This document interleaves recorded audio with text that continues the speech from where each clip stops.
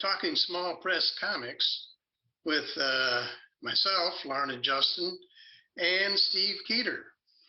So I think we have 4 We've been on comics. vacation. We've been gone for a while. Yeah, we have. You know what happens? Life happens. Yeah, And it interferes with the important things like this. So that's what actually happened. We just got real busy, both of us, and couldn't get together to do this. But I think anyway, Tina Turner did a song about it one time. Like, what's life got to do with it? There you go. Tina Turner, man. Mm-hmm. It was a life, Exactly. but it still works. Yeah, exactly. And we've got 4 comics to take a look at today. There's a lot more going on than just that. I just want to say. Go ahead. Yeah, well, you know, I was going to wait until after we did the video, but I've been working on mantra number 12, the new mantra. Okay. Which has work by Guess Who in it. Just take a wild guess. I have no idea. Hang on, I can't. These headphones aren't going to reach all the way over there. Hang on, I'll tell you. Can I see? Can you see? You can't see over there. No. If I can tilt the screen, you can see my bed. Okay. Oh wow. You see there's yeah. Laid out over there to be collated. That's the new mantra. Just a second. I got to take the headphones off so I can't hear anything. Okay.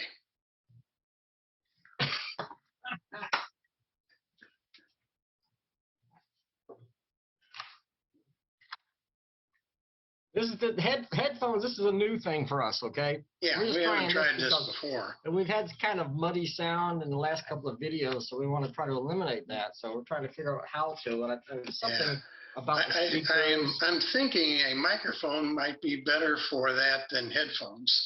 Yeah, I have a couple of microphones somewhere up in the closet, I guess. Okay, but, well, next time we'll try the microphone. Check this out, and this is the first time anybody's seen this, okay? Okay.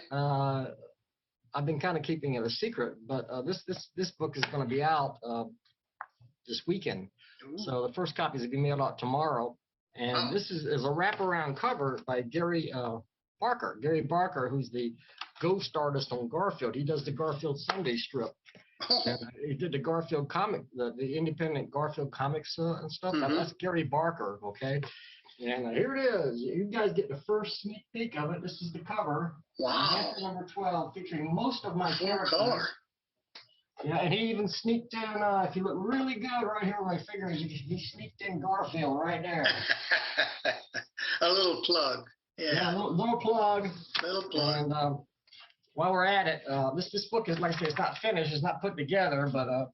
that looks familiar. Yep, Larned Justin contributes the first comic strip in the issue. And maybe the best, really awesome comic. Larned Justin artwork. Here it is, folks. Sneak preview. This one's coming up soon. Shameless plug if you want to order this thing. I'm not going to miss this part, right? Right. You can order it via PayPal, the $5 postpaid from stevekeeter@gmail.com. Now, I'm going to put this aside. I'll put that in the description below this video also. Yep. Okay, what are we going to talk about, Larned? Well, I thought we've got comics from Larry Johnson and comics from Dale Martin.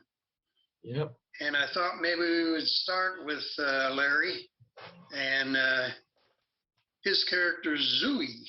Let me. You got Zooey? Uh-oh! I just got this one from Larry. Oh. Now I gotta find my copy of Zooey. Yeah, you should have Zooey. I think he sent it to both of us.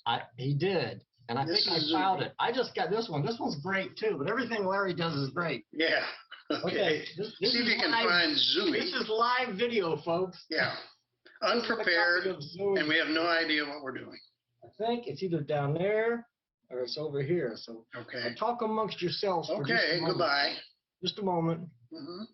Go ahead and talk, Larned. Tell them something secret, something that nobody. I'll tell them a little bit about Zooey while you're getting your copy. Okay. All right. Anyway, this is Zooey. And what's interesting about this, Larry Johnson originally created Zooey when he was 9 years old.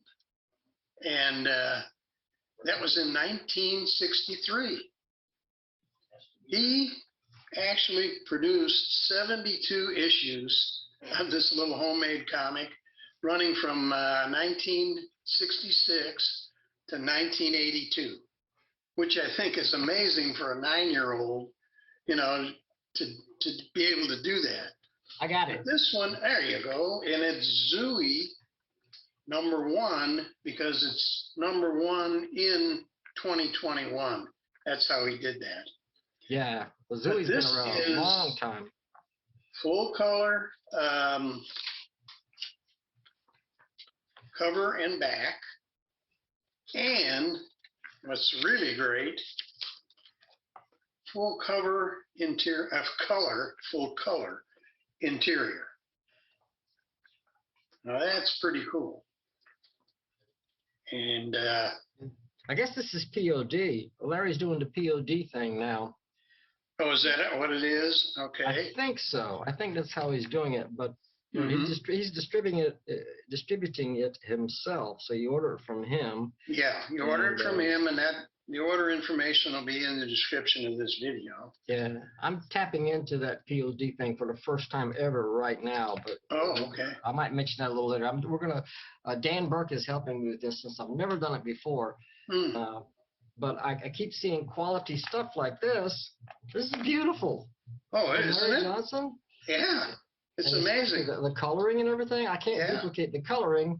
I'm not talented in that way, or at least I haven't had the experience that Larry had. I mean, Larry actually teaches artwork. Yeah. And he's been around so long. His style is distinctive. It's cartoony. Yeah. But he has created such an incredible fantasy world with all of his characters. It's just it's not like anything else you've ever read. Yeah. Zooey is he's a little mutated Earthman. That's what it says. And he's small in size, and his color is yellow because he was exposed to radiation from an atomic bomb. Yeah, he's yellow with a blue shirt. Yeah. But he has adventures all in these strange worlds that nobody's ever heard of, and he travels to these worlds, and I think mainly kind of tries to help people in these little places that he goes to. In fact, that's basically what this story is about. But when you're reviewing these little comics, you can't say too much and ruin it for people won't be interested if you tell them the whole story. But I can tell you, it's pretty neat. I'm playing catch up here because I did read this, but it's been a while, and I got confused, and I thought we were going to get the newest thing I got from Larry is I didn't diary. That didn't send me that one. I didn't get that one. I'm going to depend on you, Larned. Okay. But well, like I say, I don't want to say too much about it. He travels to a strange land, and that land is visited by somebody that's probably doesn't have their best interest in heart. Yeah, and he creates robots. Yeah. Here's a couple of them. He makes these robots. And of course, Zooey catches on right away that this guy is not on the up and up. But anyway, great little story here. Let me see how many pages this is. I think this is 31 pages. So you get 31 pages here. 31. Cover price of $6, and really a neat full color comic. So that was one of them. Now, did he send you, by any chance, Madame Bugler? I do have that. Okay. That one was interesting. I don't have it available right now. Again, I'd have to go back to the file. The thing is, that one got lost in the mail. Oh, it did? Yeah, it got lost in the mail. It's a UFO zine too. This one is a UFO zine. I'm a UFO. I think I'm the chairman of the UFO, the United Fanzine Organization. That one got lost, and I was waiting, and it didn't show up. I knew there'd been problems with the postal service during the last year, thanks to the COVID thing. Yeah. And they cut back on workers, and a lot of stuff has been delayed. Some people didn't receive stuff that I mailed out. I had to send them extra copies. Same thing. Well, here's the thing. Madame Bugler has special powers. So apparently she was able to get the comic book to you. Right. First thing, her son is named Gumar. Gumar, and Madame Bugler have been on lots of adventures over the years. Well, I first encountered him in Larry's stories, Tales of Fantasy. Tales of Fantasy, yeah. Which and ran he also had a thing time. called Mysterious Adventures back in the 70s, and sometimes he's done other issues of that, I think, over the years too. But her son Gumar channels an other dimensional beast called Poroscoro, I believe. You see, Larry, if you're watching this, I've been reading your comics. I know all about this stuff, right? But Poroscoro and Madame Bugler has to keep him in line. Sometimes she summons Poroscoro to help her battle other menaces. Well, her and her son dimensions. Her and her son are members of the Magic People. Yes, they're a nomadic gypsy tribe. Gypsy type of. Right, and she runs a tea room in a little town called Brookstone, and that's where her adventures start. And they're always way out there. I mean, go ahead. Mm-hmm. Well, when my copy got lost in the mail, he sent me a PDF of the zine, so I printed out a copy in black and white, and I used that when I reviewed it on in the UFO newsletter. I used that one, and then eventually it really did. After like 3 months, it really is obvious it's not going to arrive. So Larry finally sent me a duplicate copy, and I do have it down here. And thank you, Larry. And well, here again, there it is. Full color cover and back cover and full cover. I keep saying full cover. It's full. Easy color. to do. Yes. Full cover, full color. Full color interior. And this one is, I think this one is, I think this particular is, let me see here. Yeah, this is 27 pages long, and then there's a 4-page additional story in here, which is wordless. He has a 4-page wordless story, and I think he said he did it, I think it's from, 1993. This is the wordless story. 4 pages. Boogaloo's Dance. Yeah, I saw that. Yeah. So Larry, you kind of have to figure out what's going on, which is kind of fun. A long time ago, Chuck Robinson, who kind of helped me ease into small press, and he taught me. He used to publish comic back in the early 1970s, and he taught me certain things. I was just coming in, and he told me all about small press, and he gave me a lot of pointers on how to make comics and stuff. And he said that, a good comic book artist, you have to be a good storyteller. If you can tell the story without any words at all, people can read that and go through and understand exactly what's going on and keep up with the story.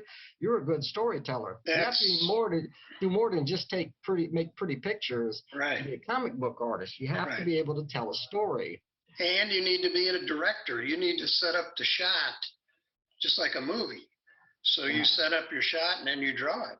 It's the same as a movie. It's just like movie making. It's like when I write scripts for comic books, and they're just like movie scripts. Yeah, you're going to be thinking. You got to picture in your mind. Yeah. What the viewer will see, and you got to keep that in mind all the time when you're drawing them or writing them or whatever you're doing. Yeah. Well, you haven't gotten this one yet. No, I haven't. So Larry, send him a copy, man. This is awesome.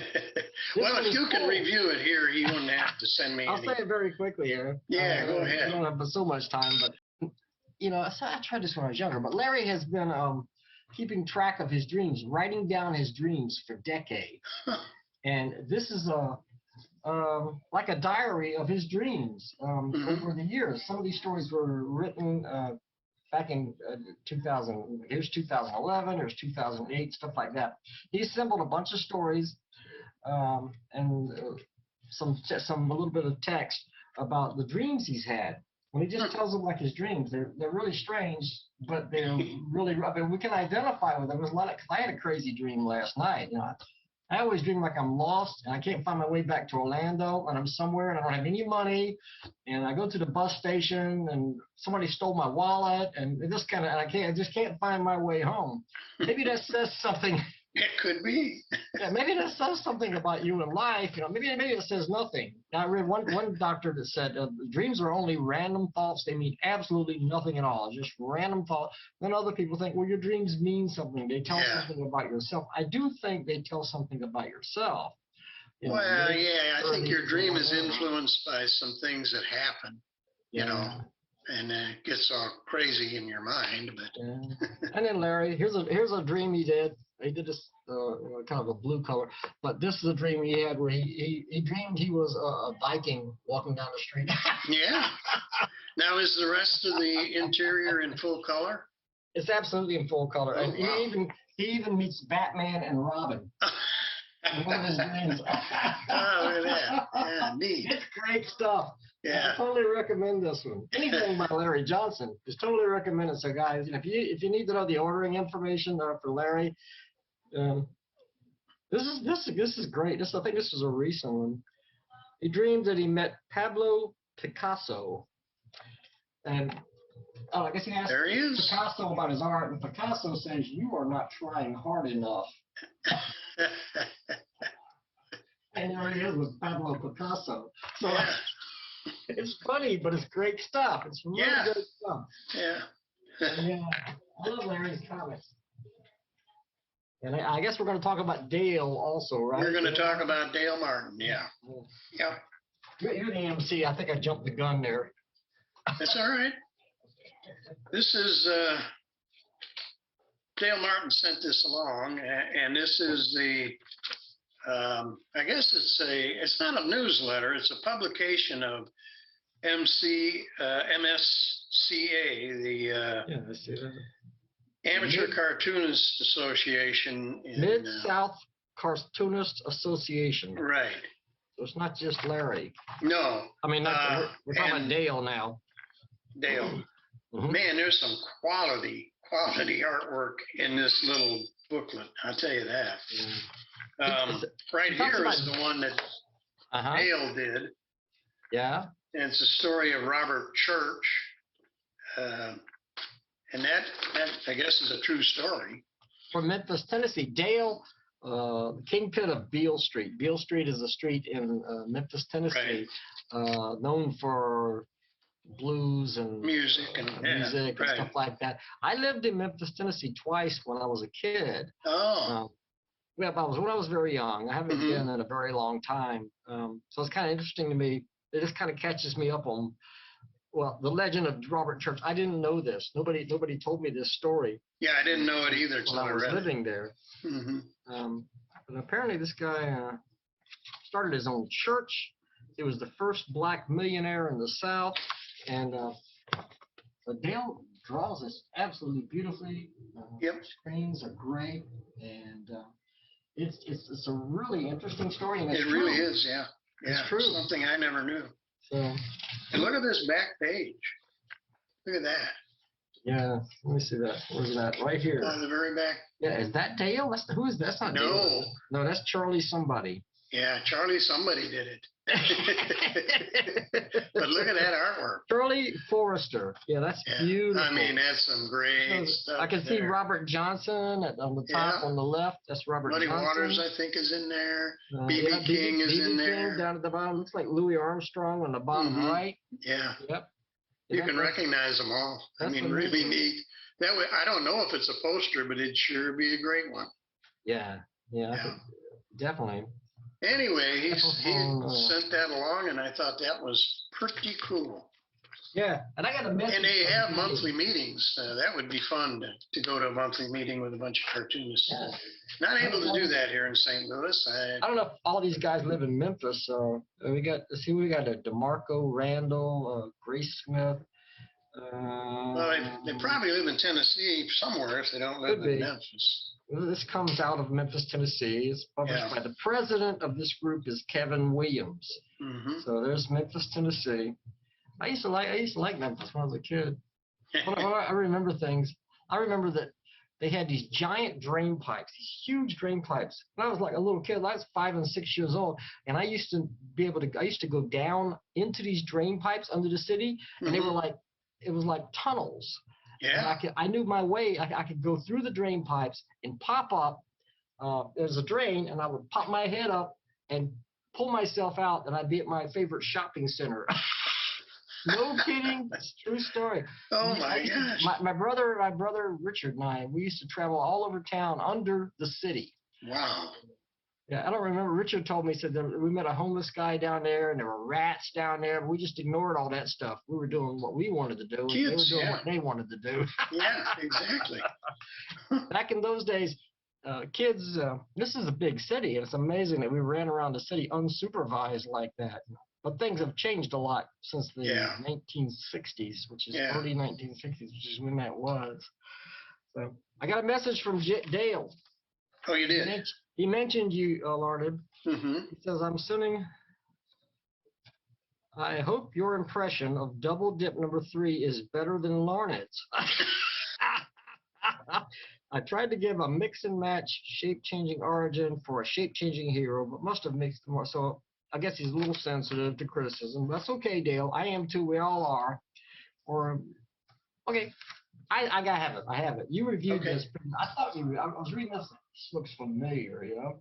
Yeah. You reviewed it, and it's Dad, Man, and Sonny. This one is a Tom Cherry story. Tom Cherry. I know him. Friend of Dale Martin.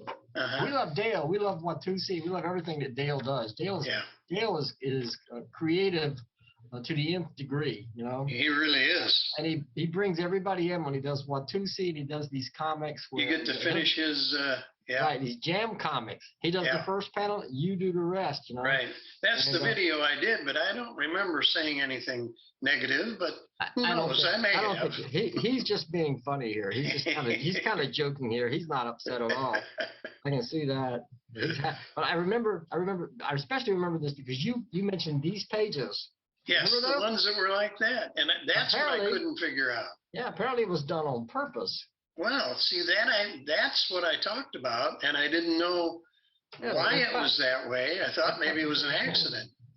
I don't know. Maybe I can't see it. I couldn't see a reason for it. Like maybe this was sort of a comic strip, like a newspaper comic, and these were segments. I don't know why. I don't know. I don't know. We're going to have to ask him. It's okay. Dale, why did you do that? Exactly. You got to let us know why you did that. I mean, it looks great. The production is great. Oh, the color covers are great. All Dale's work is that way. Perfect. I thought the story was very funny. Yeah. Excuse me. Yeah. Now, do you have this? Did he send you this? Yeah, I got that. This mine's a different color, though. Oh, wow, look at that. I'm colorblind, but I can still tell. I think mine is green and yours is blue. Yeah. But this is extremely clever because what this is, some of you may be familiar with Inktober.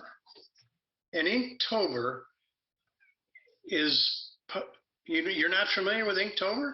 No. Really? Every year. Remember, I was out of small press for a while. Yeah, every year. A year and a half. A fellow named Jake Parker publishes this list, and the thing is, you're supposed to draw a picture of every word every day. And I think here the first word is ring, then mindless, and you've got to draw a picture that represents that every day in October. And I've done it for a number of years. But what Dale did is brilliant. Dale took those words and made a story about it. He drew a page a day of a continuing story, and that's what this is. Great. I love it. He used every single word all the way through the 31st and made a story out of it. And I'm going to try to do that next year. I think it's such a great idea. That's what I mean about creativity. Yeah, some people have limitless creativity. So anybody, Dale Martin. Anybody that does Inktober, that does the challenge, you really should get this from Dale. I mean, this is so clever, really. Yeah, it really is. And I'm going to, once again, where to get all these comics will be in the description below this video. Yeah. But this little alien guy, he looks a little like, making a costume. Does he look a little like Zooey? I think he does. Look at Zooey.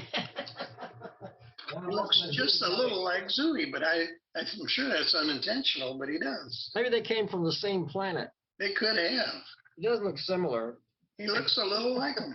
Yeah. Let's see. Yeah, let's see. Okay, let me see.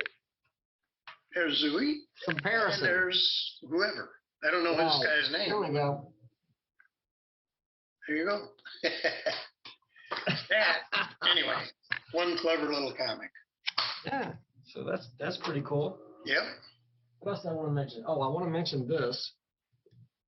Where is it at? Is it way over there? Just a second. Okay, go by.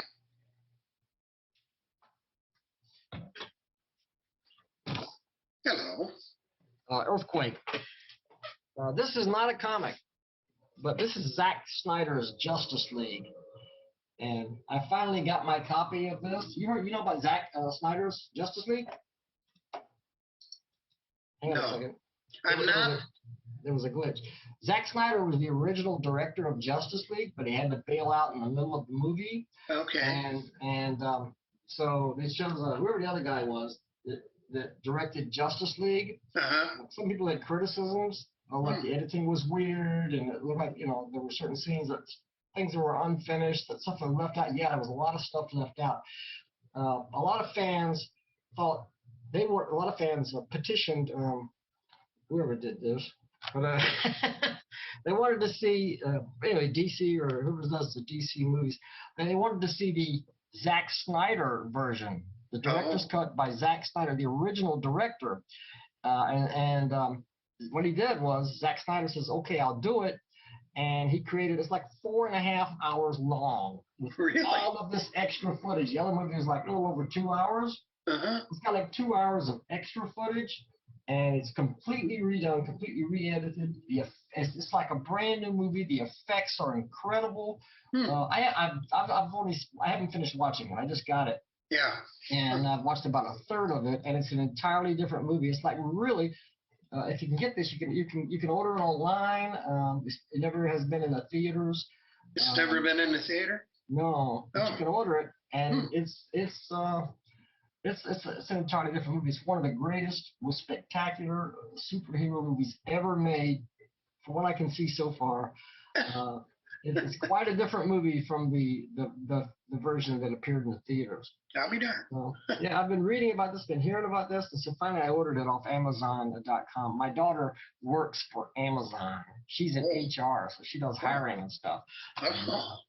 Yeah. Okay. So anyway. She gives me everything for free. I'm just kidding. No, I had to pay for it, but yeah, I highly recommend that one. And gee, where are we now? What do you want to talk about now? Well, I don't know. That was the 4 comics. We got through the comics. I'll show you just a couple. So we did those, and show you a couple of things really quick. Okay. Did you get this? Posit number 47 from Jim Lane? No. Okay, Jim, send Larned a copy, will you? What the heck? You guys need to step up to the plate, man. We're reviewing your books. Yeah. This is a guy. This guy just joined the UFO, brand new. He publishes the Masked Avenger magazine. Wow. He lives in Canada. His name is Alex Michaud. And this one has incredible artwork and stories. He's a new member of the, like I said, of the UFO. He just came out of nowhere. All of a sudden, he wanted to join the group, and we voted on him. He was in just like that. I recommend that one too. It's kind of the Masked Avenger is a superhero, kind of a luchador, a wrestler. Oh. Wrestler superhero, but you can see the cover. Yeah. Quality stuff. Wow. Anything else? Did you get? Okay, you probably got this one. Did you get this? The Adventures of Horace and Buggy from David Branstad? No. What? That's because the UFO's in. You're missing out. You should join the UFO. You'd be I know you told me that. 10 minutes. You told me that. Yes. This one is nice.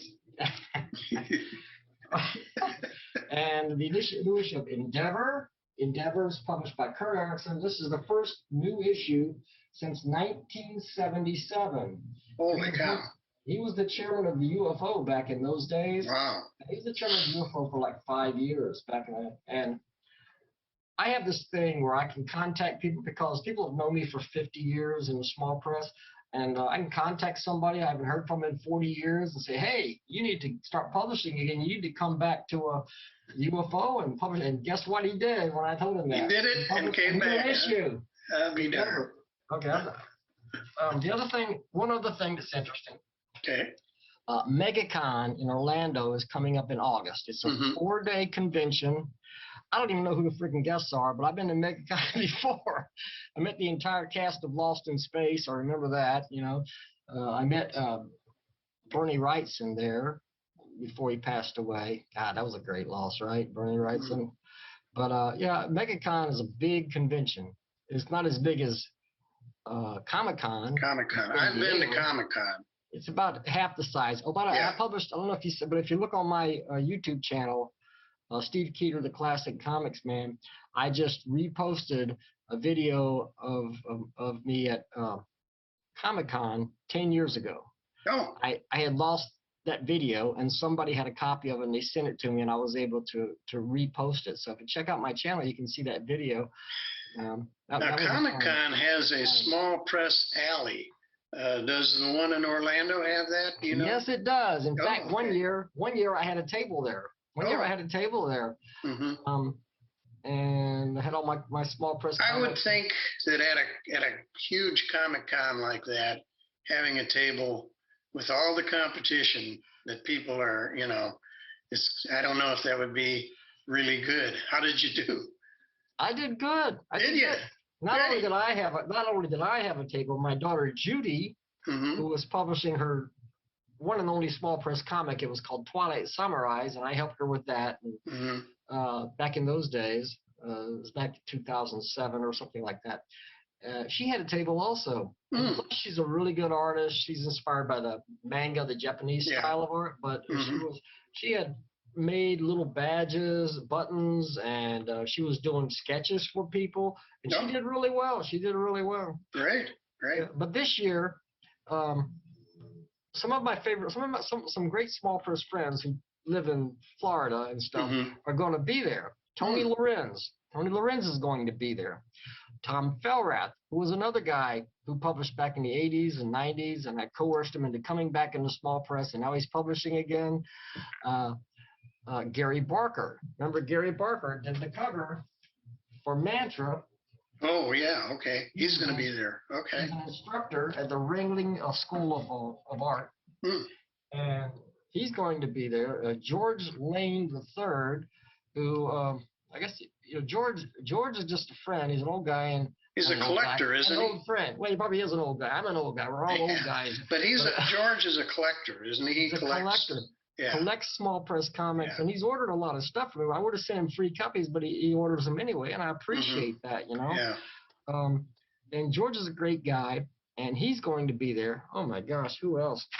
There's a few other people. The thing is, we're all going to meet up. We're gonna try to find a day when we're all together there. How did I lose that? I know I'm missing somebody. I know I left somebody off the list there, but we're gonna meet up and probably go out to dinner one night. So the more people, if any of you guys can check online, MegaCon in Orlando is going to be August 12th through whatever, 15th or 16th, 4 days. If you can make it you can order a ticket for 1 day or all 4 days or 2 days or whatever you want. If you're going to be there, let me know. So, you know, I'm just going to be wandering around. I don't have a table. I'm going to pop in and out over those 4 days. And if anybody says, well, you know, we can meet up at this time or that time, we can do that.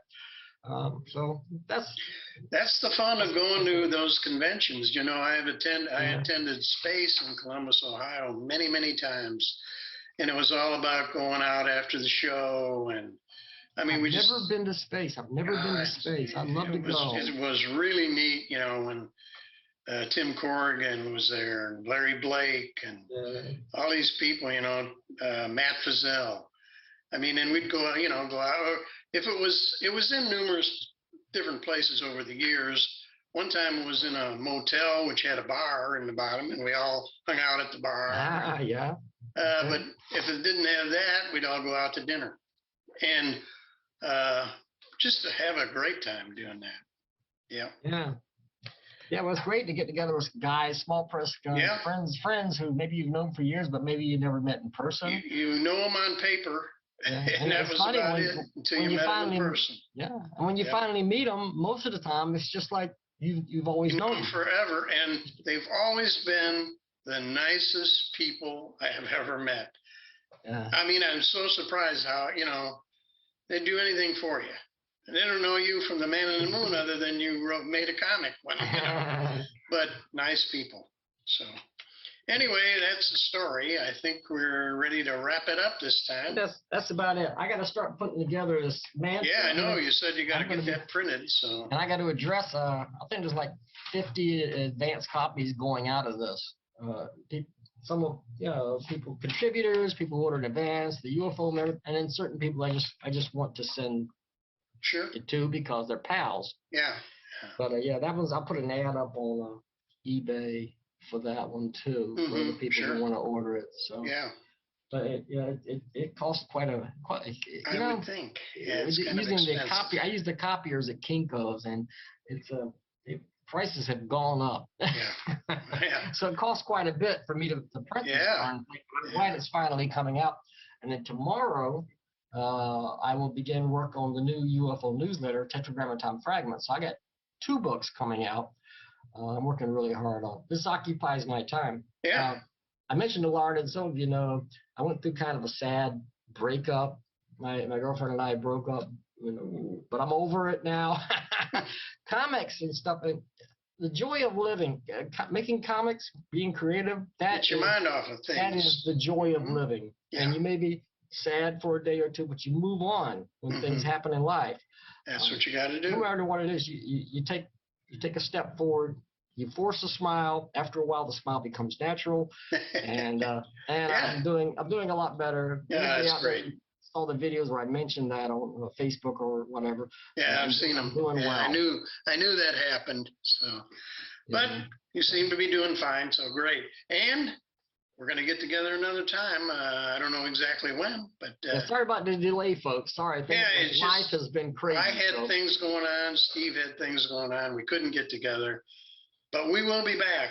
I just can't give anybody a definite date, but we'll be back.